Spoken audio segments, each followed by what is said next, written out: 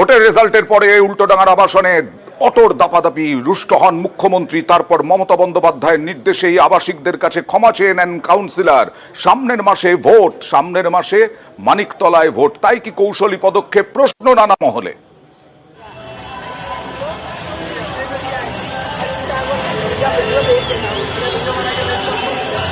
যদি কোথাও কেউ কোনো দুঃখ পেয়ে থাকেন, কারুর কোনো বিরক্তি হয়ে থাকে, সেক্ষেত্রে আমরা বলছি এটা দল অনুমোদন করেনি।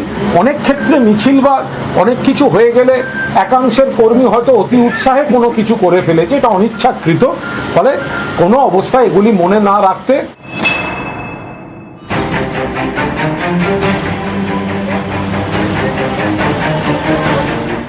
মানিকতলা বিধানসভা এলাকার মধ্যে পড়ে উল্টোডাঙ্গার এই আবাসন। ৪ জুন ভোটের ফল বেরোনোর পর এই আবাসনের ভিতরে চলে অটোর দাপাদাপি। অভিযোগ, এর পিছনে ছিলেন এই এলাকার তৃণমূল কাউন্সিলর শান্তিরঞ্জন কুণ্ডু। অভিযোগ পেয়ে তৃণমূল কাউন্সিলরকে তীব্র ভৎসনা করেন দলনেত্রী, নির্দেশ দেন ক্ষমা চাওয়ার। বুধবার ওই আবাসনে গিয়ে ক্ষমা চান তৃণমূল কাউন্সিলর শান্তিরঞ্জন কুণ্ডু। সঙ্গে ছিলেন তৃণমূলের নেতা কুণাল ঘোষও। মাননীয় মুখ্যমন্ত্রীর নজরে আসার পরে তিনি এটা অত্যন্ত আপত্তি করেছেন এবং একদম নির্দেশ দিয়েছেন আপনাদের কাছে এসে দুঃখ প্রকাশ করে ক্ষমা চেয়ে যেতে। বাংলায় বলে মধুরেণ সমাপন। অনেকের মতে এই রাজধর্ম পালনের পিছনে রয়েছে কৌশল, কারণ মাস খুললেই মানিকতলা বিধানসভা আসনে উপনির্বাচন। কলকাতা উত্তর লোকসভা কেন্দ্রের মধ্যে পড়ে মানিকতলা। এই মানিকতলায় এবার মাত্র ৩,৫৭৫ ভোটে এগিয়ে তৃণমূল।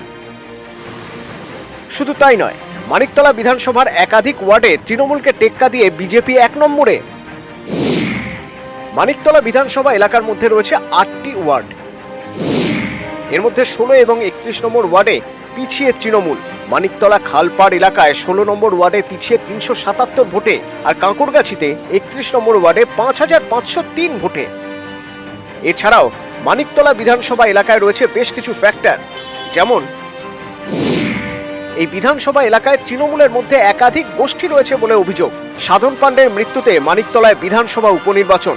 অনেকে আশা করেছিলেন এবার প্রার্থী করা হবে সাধন পাণ্ডের মেয়ে শ্রেয়াকে, কিন্তু তা হয়নি। তৃণমূল প্রার্থী করেছে সাধন পাণ্ডের স্ত্রী সুপ্তি পাণ্ডেকে। প্রার্থীর প্রধান নির্বাচনী এজেন্ট করা হয়েছে অনিন্দ্য রাউতকে, যিনি সাধন পাণ্ডের মেয়ে শ্রেয়ার বিরোধী শিবিরের নেতা বলেই পরিচিত। সব পক্ষকে একসঙ্গে নিয়ে কাজের জন্য মানিকতলা আসনে দায়িত্ব দেওয়া হয়েছে কুণাল ঘোষকে। তাকে করা হয়েছে নির্বাচনী কমিটির আহ্বায়ক। সেই কুণাল ঘোষই বুধবার স্থানীয় কাউন্সিলরকে নিয়ে পৌঁছে যান উল্টোডাঙ্গার আবাসনে ক্ষমা চাইতে। পর্যবেক্ষকদের মতে তৃণমূল নেতৃত্ব মানিকতলা নিয়ে সাবধানী। নেতৃত্ব চায় ২৪-এর ভোটের ফলকে সামনে রেখে অতিরিক্ত আত্মবিশ্বাসী হলে চলবে না। আবাসনের ভিতরে অটোর দাপাদাপি নিয়ে যেন স্থানীয়দের কাছে ভুল বার্তা না যায়, এবং অবশ্যই গোষ্ঠীদ্বন্দ্ব যেন কাঁটা না হতে পারে। রাজধর্ম পালন করে ক্ষমা চাওয়া, রাজধর্ম মানে হচ্ছে যদি কেউ অন্যায় করে তাকে শাস্তি দেওয়া, আর যাকে বলে দেওয়া তুমি অন্যায়টা করলে করে ক্ষমা চেয়ে তুমি বাড়ি চলে যাও। মানুষ সব এগুলো মনের মধ্যে রাখছে, যথা সময় না ব্যালটের মাধ্যমে ফিরিয়ে দেবে।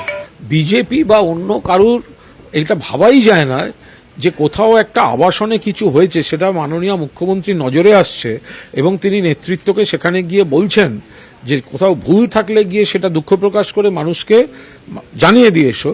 যদি 0.5%ও কোথাও ভুল হয়, 0.1%ও কোথাও ভুল হয়, তাহলেও সেটা সংশোধনটা তৃণমূলই করতে পারে। নিউজ 18 বাংলা।